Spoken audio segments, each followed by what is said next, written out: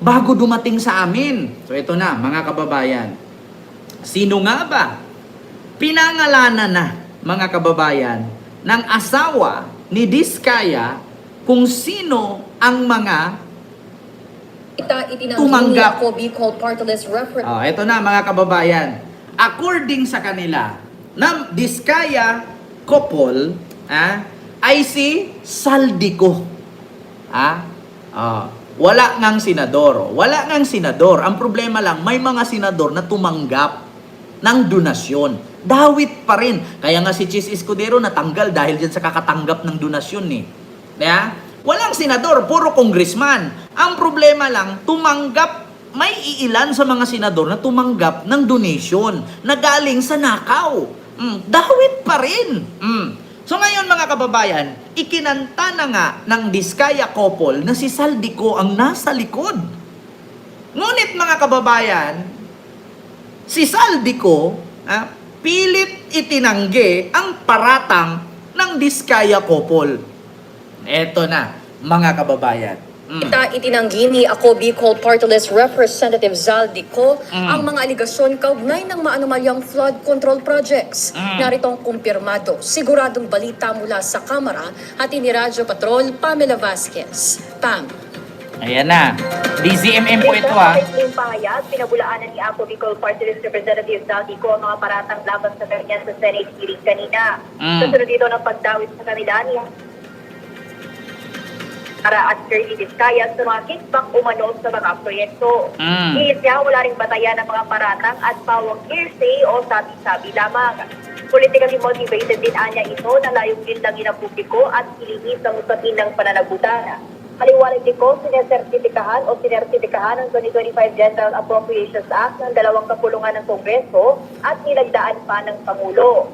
Nabito rin ang ilang probisyon at inipit ang paglalabas ng pondo para sa mga proyekto. Hindi rin anya siya nagkomento sa naturang issue dahil ang validity ng 2025 General Appropriations Act ang subject ng kaso sa Korte Suprema at Ombudsman. At yan, ang balitang kumpirmado, sigurado. Kita nyo mga kababayan, representative ko, itinanggi ang mga aligasyon kaugnay ng flood control project. Kasi inilaglag po siya ng mag-asawa na Curly at Sara Diskaya. Nako, eto na nga mga kababayan. Tanggihan na lang tayo nito. Sabi ko sa inyo mga kababayan, sana, taong bayan, mga kongresista, huwag nyo nang linlangin. Huwag nyo nang bilugin ang utak ng taong bayan. Aminin nyo na, sabihin nyo na. Hindi ko naman ninanais at pinapangarap na mangyari ang nangyari sa Indonesia na sinilaban ang House of Representatives dahil sa katiwalian at korupsyon. Diba? Baka mangyari yan. Huwag naman sana. Kita ninyo mga kababayan? Ibinuko na nga eh. Ito, pakinggan natin. Mismong asawa ni Sara Diskaya, nagsalita kung sino mga pangalan or pinangalanan na ng asawa ni Sara Diskaya.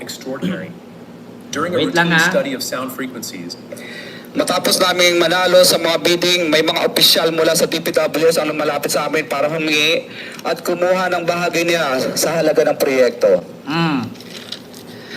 Ang hinihingi nilang porsyento ay hindi bababa sa 10% at umaabot pa sa 25%. Kita ninyo? Ang hinihingi ng mga kongresista mula 10% hanggang 25%. Ano yan ngayon? Mga kongresista, mga congressman, congresswoman na tumanggap mula sa Diskaya couple. Hindi nyo naman pwede itong sabihin nagsisinungaling sila. Malaking aligasyon ito. Continue. Naging kondisyon upang hindi maipit ang implementasyon ng kontrata. Ito ay binibigay namin sa kanila ng cash ang bawat transaksyon ay may karampatang voucher at ledger na nagsasaad ng mga araw at kung kailan nila ito natanggap. Ilan sa kanila ay sina Terence Calatrava, former Undersecretary of Office of the Presidential Assistant of the Visayas of the Philippines, Patay. Kong Roman Romulo of Pasig City, Roman Romulo ng Pasig City, patay ka. Kong Jojo Ang of Usmag Ilonggo Party List, Congressman Jojo Ang. Catholic Michael Vargas of Quezon City, Michael Vargas. Kong Juan Carlos Arjo Aitaide of Quezon City, Arjo Ataide ng Quezon City. Nicanor Nicky Briones of AGA Party List, Aga Party List. Congressman Marcelino Marcy Teodoro of Marikina, Marikina Teodoro. Congress- Nako! Mayor Masi Teodoro ng Marikina. Nako po.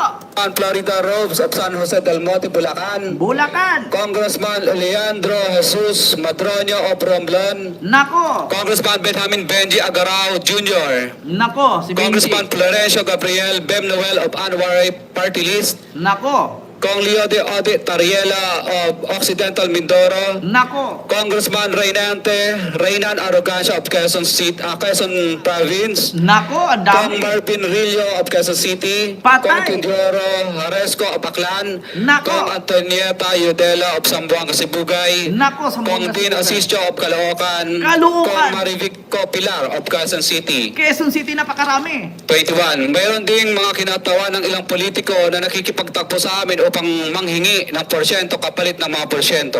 Nako, manghingi ng porsyento kapalit ang mga porsyento. Nako, Quezon City ang pinakamarami ha. Ng mga proyekto. Ah. Ang mga porsyentong ito ay 25% Ah. ay pinipili sa amin. Ito mga kababayan na kahit sabihin natin na itong mga binigkas, itong mga binigkas ng mag-asawang Diskaya ay scripted.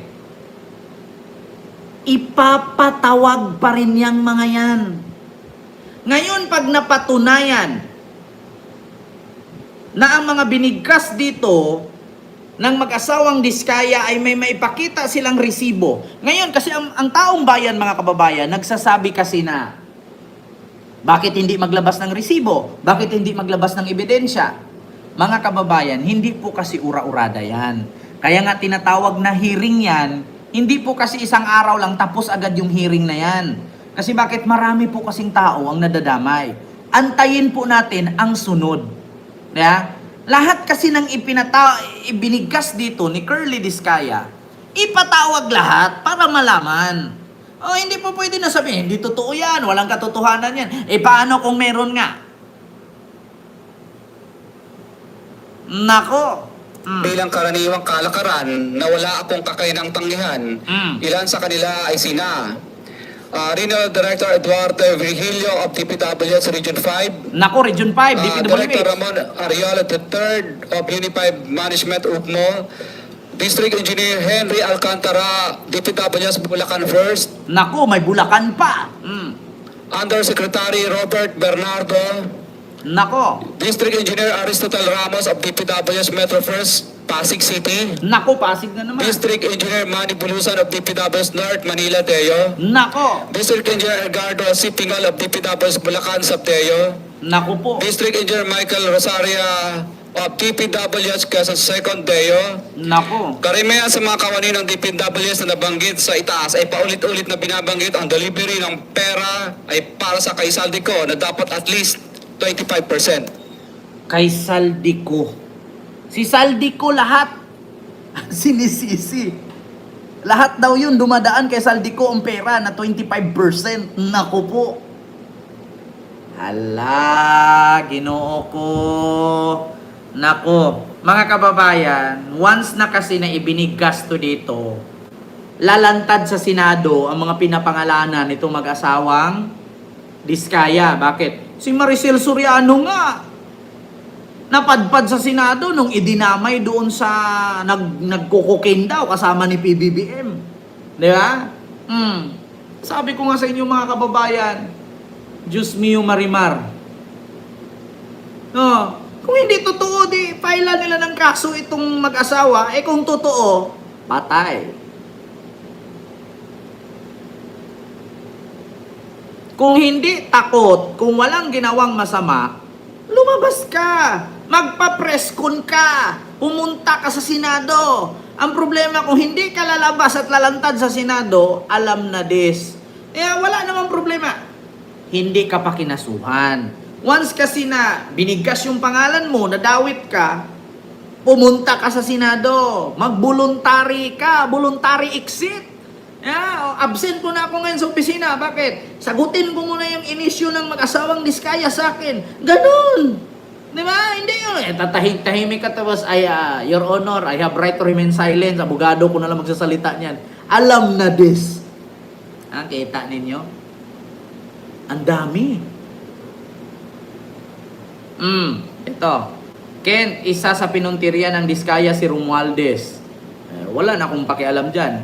Bakit? Kahit puntiryahin ng Diskaya kung sino dyan, anong pakialam ko, di man ako kasali dyan. Problema na nila yan.